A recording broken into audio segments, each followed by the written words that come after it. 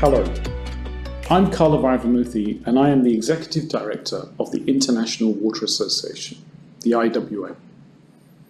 IWA is a global membership organisation bringing together the people who work day to day in the vital area of water. I'm really pleased to have this opportunity to help bring the global water sector into the climate discussions that have been taking place across the inspiring Climate Week NYC.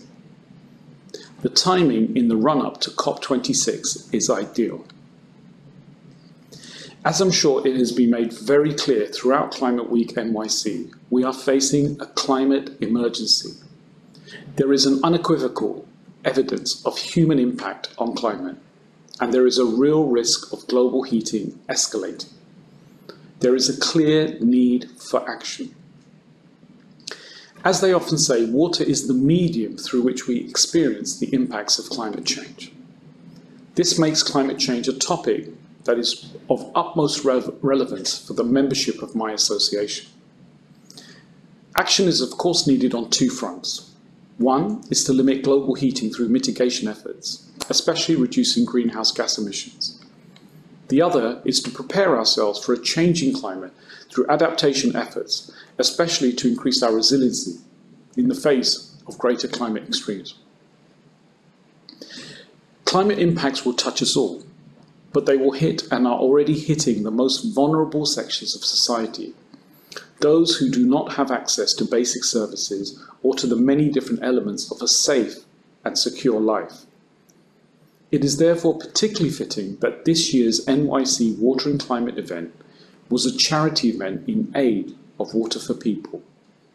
I applaud the contributions of all who participated in that. At IWA, we see two important fronts on which action on water can be taken. One is action at the city level. The other, overlapping this, is at the level of the utility. Climate Week NYC demonstrates precisely that cities have a vital role to play. Cities are the centre of the environmental debate, given the scale of the production of wastes, the consumption of water and energy, and the emission of greenhouse gases. For water, rapid and unplanned urban expansion leads to poor water quality in urban waterways, higher costs of water treatment, more frequent and intense urban flooding, and the reduction of groundwater recharge. Yet, cities are spaces of innovation, knowledge sharing, and wealth creation. They can be seen simultaneously as the main sources of environmental problems and the provider of an enabling setting for solving them. One of the key strategic programs at IWA is the Cities of the Future program. IWA envisions a future in which cities are water-wise, meaning that they not only provide safe water and sanitation for all their citizens and are resilient to flood and droughts, but are also vibrant places to live, where innovation, social cohesion, creativity, and culture flourish.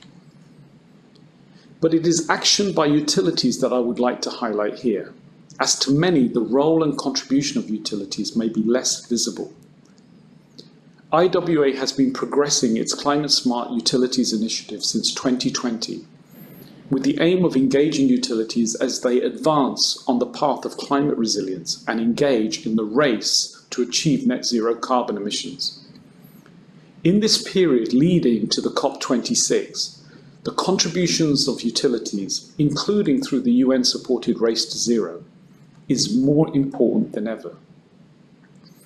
At IWA, we are contributing by inviting utilities to endorse the IWA Climate Smart Utilities vision. This will create momentum for more and more utilities to achieve the cultural shift needed on three fronts. The first is for utilities to reduce their greenhouse gas emissions.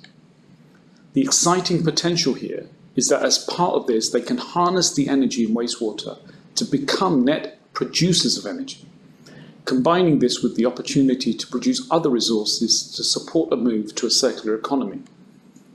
The second front is for utilities to plan for resilient adaptive infrastructure that combines centralized and decentralized approaches, as well as using both natural and built infrastructure, grey and green. Importantly, in the case of both cities and utilities, there are some remarkable opportunities in the Global South. There are opportunities in the Global South to reimagine how we do urban water. You see, water historically was a building block of the high carbon economy. Now there is a real opportunity for us to be the building block for the new low carbon economy. And it's the Global South that is the key. You see, adversity is a very big part of the challenge. In the Global North, we're fine-tuning a system because we have universal access. But in the Global South, we don't.